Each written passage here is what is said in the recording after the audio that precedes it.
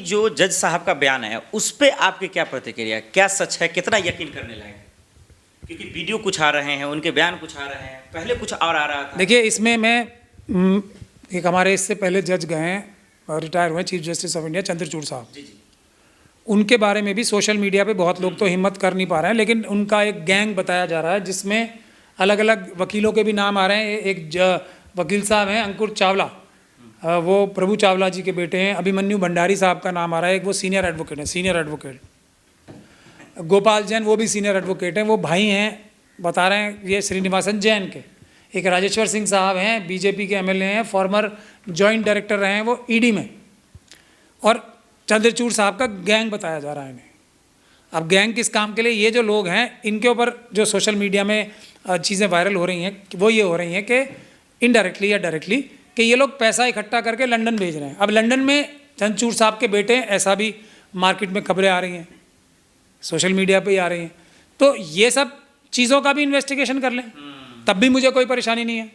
तो ये साजिश समझा जाए? मैं क्या कह रहा हूँ, इसकी भी कर लें इन्वेस्टिगेशन। इन्वेस्टिगेशन किसी भी चीज़ की कर लें, लेकिन सिस्टम नहीं बदला जाएगा।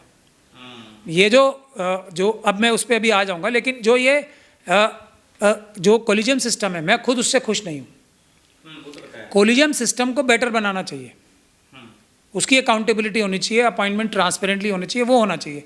लेकिन कोलिजियम सिस्टम जजिस द्वारा जजों की नियुक्ति हो रही है उसको ख़त्म करके प्रधानमंत्री मोदी जी, अमित शाह जी और नड्डा जी जज बनाने लगे, ये नहीं होना चाहिए। अगर होना चाहिए तो फिर ट्रांसपेरेंटली होना चाहिए। बिल्कुल, ये सर बात आपका वाजिब है, लेकिन जो दर्शक है देखिए इतना डीप तो नहीं समझ पाएंगे। आम भाषा में समझाइए कि क्या ये फ्रॉड हुआ, पैसा किसका था, क्या जज साहब को फंसाया गया या खुद फंसे, मामला क्या?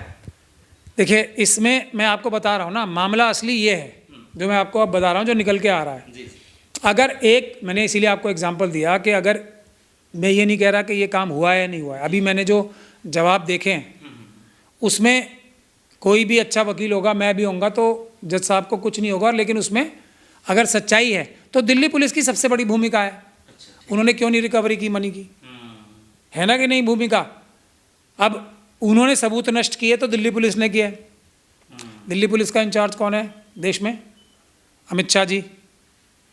घूम फिर का वही चले जाते हैं। मैंने तो देखो, मैंने होम मिनिस्टर साहब मैंने तो बनाया नहीं है, और दिल्ली पुलिस का इंचार्ज होम मिनिस्टर साहब हैं, ये भी मैंने नहीं बनाया। वो पैसा सरकार और दिल्ली पुलिस की गलती है, ये भी मैंने नहीं किया है। जब वहाँ अगर दिल्ली पुलिस ये कह रही है, दिल्ली पुलिस के कमिश्नर की रिपोर्ट जो वो रिपोर्ट आई है, और मैं धन्यवाद करना चाहता हूँ, हालांकि मैं कम ही धन्यवाद करता हूँ जजिस का, खन्ना साहब का, क्योंकि उन्होंने एक ऐसा अच्छा काम किया है जो मैं अगर उनकी तारीफ़ नहीं करूँगा तो मैं भी अपने आप को ईमानदार नहीं समझूंगा। उन्होंने सारी की सारी report, chief justice of Delhi high court की रिपोर्ट डाल दी वेबसाइट पे ताकि सब देख लें। यही तो हम कह रहे हैं और यही हम चाहते हैं। और उन्होंने जस्टिस वर्मा का जवाब भी डाल दिया कि लोग अपने आप देख लो, जो हो रहा है, देश की जनता जो देश की मालिक है, खन्ना साहब की भी मालिक है, हमारी भी मालिक है, सबकी मालिक है, वो खुद देख लें कि मैं कुछ छुपा नहीं रहा हूँ।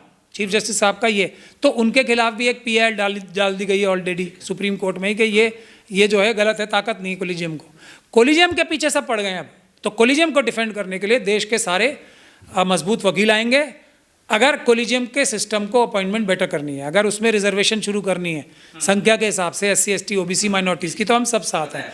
अगर ट्रांसपेरेंटली अपॉइंटमेंट होनी है, जो एग्जामिनेशन हो रहा है और वीडियोग्राफी, लाइव वीडियोग्राफी में इंटरव्यू होने हैं, हम सब साथ हैं उसके। लेकिन अगर मोदी जी और अमित शाह जी अपॉइंट करेंगे जजिस को, तो वो हम नहीं होने देंगे। ये हम सड़कों पे आ जाएंगे वकील सुप्रीम कोर्ट की जो कोलिजियम है उसकी सुरक्षा के लिए। सर फटाफट ये बता दीजिए। तो अब मैं ये बता रहा हूँ कि ये जज साहब ने ये कहा है कि ये पैसा मेरा बिल्कुल भी नहीं था, मेरे खिलाफ साजिश था, ये नज़र आ गया। जो कमिश्नर ऑफ पुलिस की रिपोर्ट है उसमें आया है कि जी वहाँ पे जले हुए नोटों की गड्डियाँ मिली, ठीक। लेकिन जो रिपोर्ट में जो पब्लिक डोमेन में भी आ रही है, वो फायर डिपार्टमेंट ने कोई पुलंदा इकट्ठा नहीं किया, पुलिस डिपार्टमेंट ने कोई किया नहीं। तो ये गलती किसकी हुई, अमित शाह जी की हुई या मेरी हुई?